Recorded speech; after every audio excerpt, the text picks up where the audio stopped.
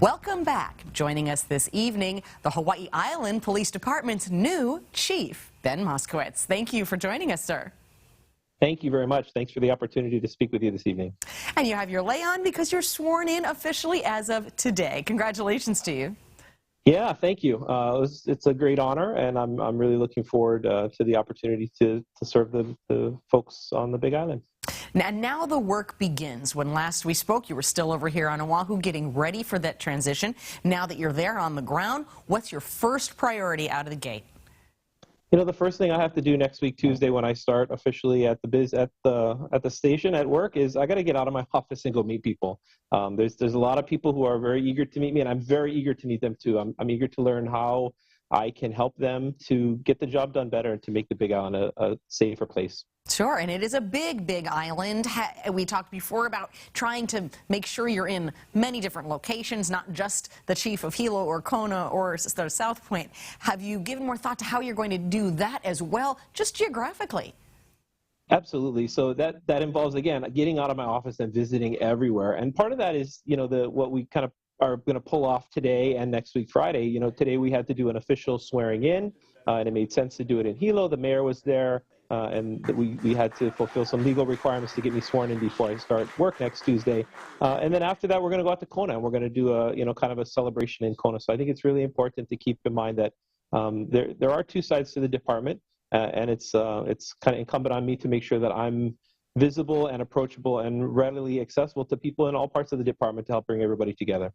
What resources, tangible resources, are the men and women of your department already asking you for? What can they expect to see you help to push to make a difference on?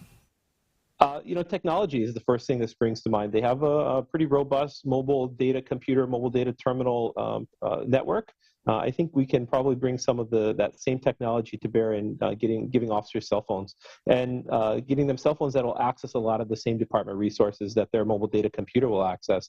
And you can give those to detectives and clerical staff and folks who can access department resources wirelessly island-wide, allowing them to get their jobs done a lot more effective and efficiently in the field. You're going from a very metropolitan island to one that tends to be more rural, and yet many of the elements of crime and safety, I imagine, can remain the same. What do you feel is going to be the biggest threats that you need to work on? What are the trends that you're watching there on the Big Island that are going to demand the most attention from you and the men and women in your department? You know, certainly the beginning of this year has been a stress and a strain on the administrative staff and the police department in Hilo. You know, the first week of the year, and we have the volcano is looking to erupt again, and we have a murder, and we have some remains found in following a fire, and we have kind of almost a civil unrest situation in front of an abandoned hotel. There's a lot of stuff going on here. And I'm really confident that the men and women of the department are able to handle it. I'm just excited and confident in my ability to come and get them what they need to do their jobs even better. Okay. And are you already wearing your recruiting hat, I imagine, looking for more people to join you? Yes, how's that going? I am.